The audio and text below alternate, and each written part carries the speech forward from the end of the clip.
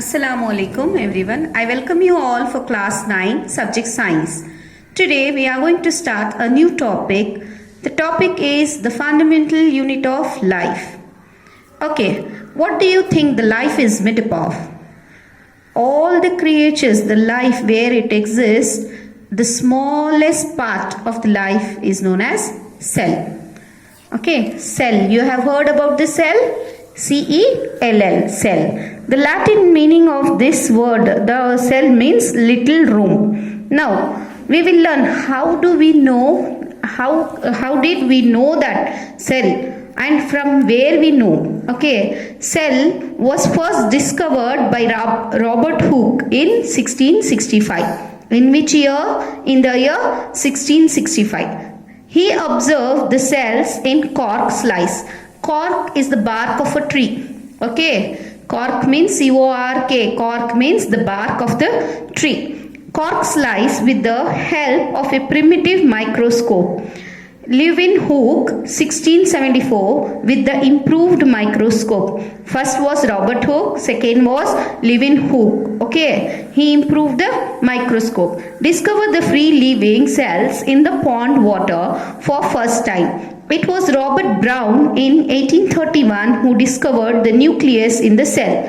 Purkinje in 1839 coined the term protoplasm for the fluid substance of the cell. The cell theory that the plants and animals are composed of cell and that the cell is the basic unit of life was presented by two biologists, Std and Ix. Std in 1838 and Ix in 1839. The cell theory was further expanded by Virchow in the year 1855 by suggesting that all cell arises from pre-existing cell with the discovery of the electron microscope in 1940. It was possible to observe and understand the complex structure of the cell and its various organelles. This is what the history of the cell means, how further year by year we came to know about the cell. Okay, how can we see the cell now? Means take any onion you know, right? Onion bulb and peel it off, peel the skin and keep that little part of the onion in water glass containing water.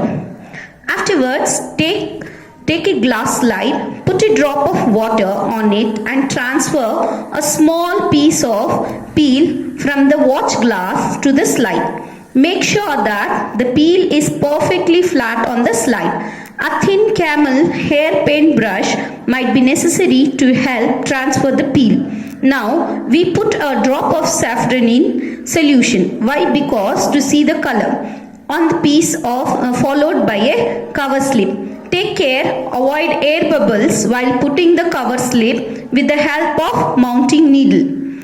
Now that slide, what we have to do is we should keep it in a microscope. Now you can see the picture of the microscope. Okay. Now you can see the picture of the microscope. This is a compound microscope. Compound microscope has many parts in it. That is eyepiece, then body tube, then coarse adjustment, fine adjustment, arm, then objective lens. Here comes the clip. This is microscope slide where we are going to place the glass slide. Okay, we have to just keep the glass slide and put the clip. And this is the stage and condenser. Then it comes the mirror. Mirror is the adjustment to see whether the light is being seen or no. Without the light we are not able to see. Then comes the base. Base is nothing but the holding part there. It will stay on that. Now, okay, now you can see this. We have kept the onion, right? Onion slide in the microscope. After keeping that, what can we see? This is the structure which we can see in the microscope through eyepiece. This is looking like honeycomb, right? This is looking nothing but like honeycomb. Now, do you think if the onion size differs, the cell will differ? No. onion bulb of different size have similar small structure visible under a microscope. The cells of the onion peel will all look the same regardless of the size of the onion they came from. These small structures that we see are the basic building units of the onion bulb. These structures are called cells. Now, not only onions but all organisms that we observe around are made up of cells. There are also single cells that live on their own. Can we see the cell now? No, we cannot see the cell with the naked eye. We can see the cell only through a microscope.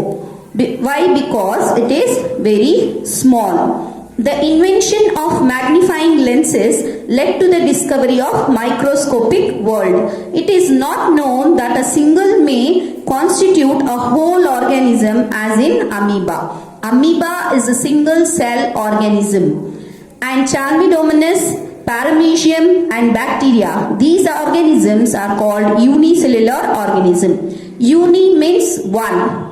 On the other hand, many cells group together a single body and assume different functions in the form various body parts in a multicellular organism. Multi means many. Uni means one cell, such as some fungi, plants and animals. Cells divide to produce cells of their own kind. All cells thus come from pre-existing cell. Means whichever cell is there, if it is dividing, it comes to the same type of cell.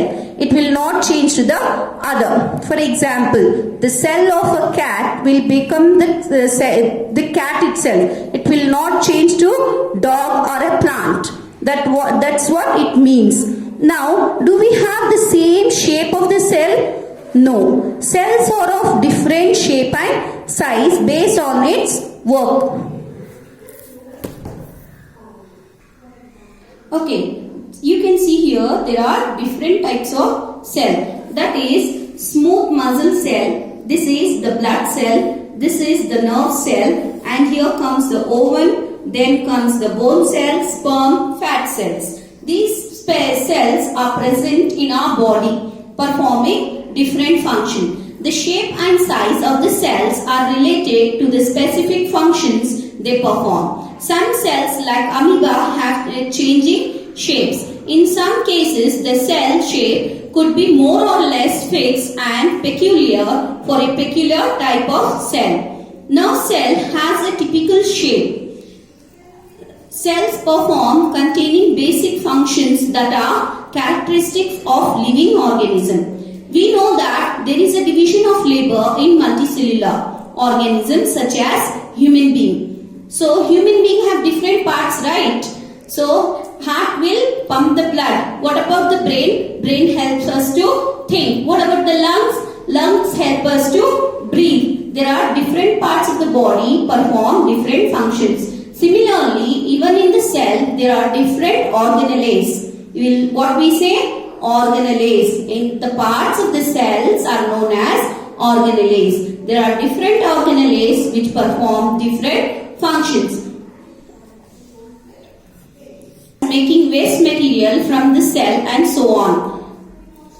We have special components called organelle. Cell has special components called organelles. If we study cell under a microscope, we could come across the three features in almost every cell. Okay, cell has special components called organelles. In each cell, there are three parts, that is the plasma membrane, nucleus and the cytoplasm. Let it be any kind of the cell, these three parts are important in a cell. Okay, let it be any type of cell, it will be having these three parts in it. Now, what does that first one, that is plasma membrane, nucleus and cytoplasm. We'll come to the first, that is the outermost covering of the cell separates the content of the cell from its external environment. It is like a door. It is like a door of your room. What to enter and what not to enter is nothing but the plasma membrane or the cell membrane. The outermost covering is the cell membrane.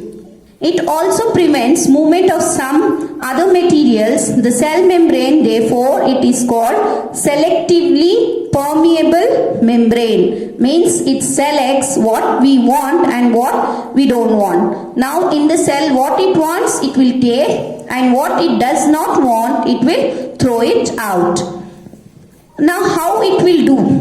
How it can be done? Some substance like carbon dioxide or oxygen can move across the cell membrane by a process called diffusion. The process of diffusion, in earlier chapters we saw that there is a spontaneous movement of a substance from a region of higher concentration to a region where its concentration is low. For example, carbon dioxide accumulates in high concentration inside the cell. In the cell external environment, the concentration of carbon dioxide is low as compared to that inside the cell. As soon as there is a difference of concentration of carbon dioxide inside and outside of a cell, carbon dioxide moves out of the cell from a region of higher concentration to a region of low concentration outside the cell by the process of diffusion.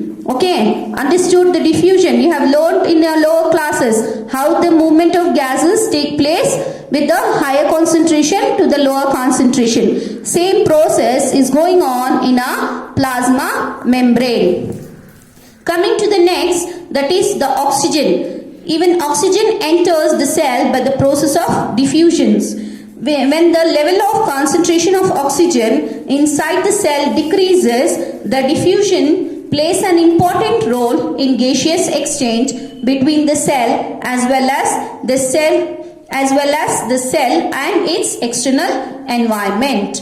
Water also obeys the law of diffusion. Not only the gases, even the water obeys the law of diffusion. The movement of water molecules through such a selectively permeable membrane is called osmosis.